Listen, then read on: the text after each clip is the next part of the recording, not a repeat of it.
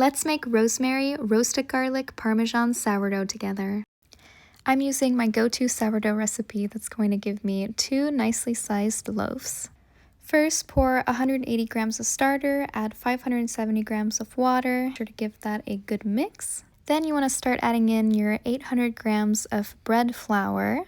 Keep mixing it until it starts to clump up and look something like this. Then you want to add your 20 grams of salt.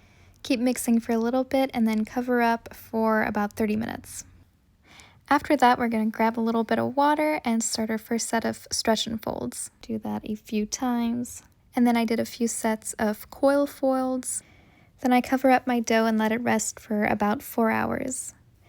Then I sprinkle some flour, take my dough, slap that on the counter. I usually divide it in 2 at this point since I mentioned this recipe can make 2 loaves. Then you want to take one of the 2 dough loaves, spread it out, adding in my roasted garlic that I had in the oven for about an hour. Then I sprinkle on some Parmesan. Then I'll layer on some fresh rosemary.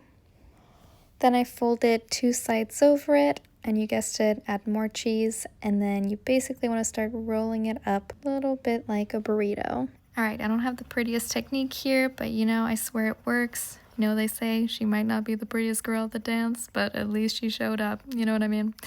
Alright, and then next up, we're going to want to start forming it into a ball. We want to add some tension here until it looks like this. Then we're going to take our dough, plop that in there, and then we're going to put it in the fridge overnight. Then the next morning when you're ready to bake, set your oven to 430 degrees, put your Dutch oven in there to preheat for about 20 minutes, and then take it out, put your dough in there, add some fun shapes, and then cook it covered for about 30 minutes. Then put it back in the oven for another 30 minutes uncovered, and then ta-da! This is what it should look like. So this oven roasted Parmesan rosemary recipe was next level. I mean, oh my god, it was so good. I basically ate the whole loaf that night. We paired it with some olive oil and bread dip, and it was incredible. 10 out of 10.